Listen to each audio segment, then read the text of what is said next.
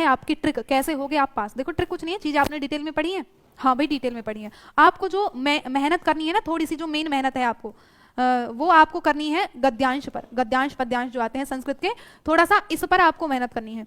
बाकी रही पेडागोजी की बात, आप जानते हैं कि लैंग्वेज 1 और लैंग्वेज 2 दो लैंग्वेज आपकी आती हैं भरने के लिए, ठीक है। अब लैंग्वेज 1 में आपकी क्या क्या भाषाएं आती हैं, आप सामान्य रूप से मैं कॉमन एनालिसिस करके बताऊं तो आप लैंग्वेज 1 में हिंदी लेते हैं और इधर लैंग्वेज 2 में संस्कृत या फिर क्या लेते हैं, या फिर अंग्रेजी या उर्दू, है ना, जो भी आपकी भाषा होगी, अंग्रेजी या फिर उर्दू या पंजाबी जो भाषा होती है, तो ज्यादातर कॉमनली हम क्या लेते हैं, हिंदी लेते हैं। और अगर हो सकता है कुछ ने संस्कृत ली हो और कुछ ने इंग्लिश ली हो, इधर ये मान लो संस्कृत ली हो या अंग्रेजी ली हो, है ना,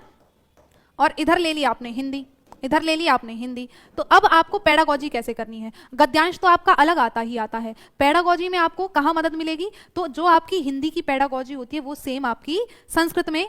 संस्कृत लोगे तो संस्कृत में भी वही आएगी, हिंदी इंग्लिश लोगे इंग्लिश में भी वही, उर्दू लोगे उर्दू में भी वही क्वेश्चन होते हैं, बस हो सकता है क्वेश्चन का क्रम परिवर्तित हो जाए। कैसे, आपने अगर लैंग्वेज 1 में हिंदी ली है और लैंग्वेज 2 में संस्कृत ली है, प्रश्न जो प्रश्न पत्र आता है आपको सारी लैंग्वेज आती है उसमें, लैंग्वेज 1 हो, कुछ ने लैंग्वेज 1 में हिंदी ली है, कुछ ने लैंग्वेज 2 में हिंदी ली है, तो लैंग्वेज 1 वाला लैंग्वेज 1 वाली हिंदी करेगा, और लैंग्वेज 2 वाला कि तुमने पहले नंबर पर तो संस्कृत या अंग्रेजी ले ली लेकिन दूसरी लैंग्वेज जो है हिंदी ले ली, तो फिर तुम दूसरी लैंग्वेज वाला करोगे। तो कई बच्चे पहली बात तो उनको यही नहीं पता हमें करना क्या है, इस चक्कर में गलत कराते हैं कि दोनों लैंग्वेज वाली हिंदी कर देते हैं। तो आपको ये देखना है आपने क्या भरा है, वो आपकी जिम्मेदारी है, प्रश्न पत्र वो सबके लिए सेम आता है, आपने क्या भरा है वो आपकी जिम्मेदारी है, वो आपको ध्यान से करना है, ठीक है।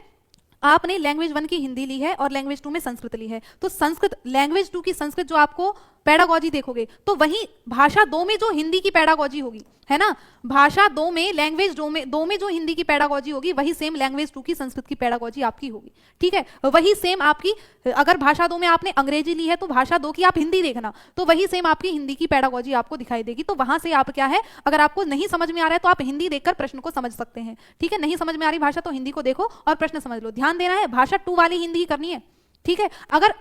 दूसरी शर्त, आपने भाषा 1 में तो संस्कृत ले ली और भाषा 2 में ले ली हिंदी, हिंदी कर लो, ठीक है। फिर आप क्या करोगे, आपको भाषा 1 वाली हिंदी की पेडागोजी देखनी है पहली, इनकी पेडागोजी को समझने के लिए। अगर आपने भाषा 1 की संस्कृत करनी है या अंग्रेजी करनी है या उर्दू करनी है या पंजाबी जो भी करनी है, तो इसको समझने के लिए आप भाषा 1 की हिंदी देखोगे, ठीक है। अगर भाषा 1 में संस्कृत ली है तो भाषा 1 की हिंदी देखना पेडागोजी को समझने के लिए, यही करना है, तो आपको चीजें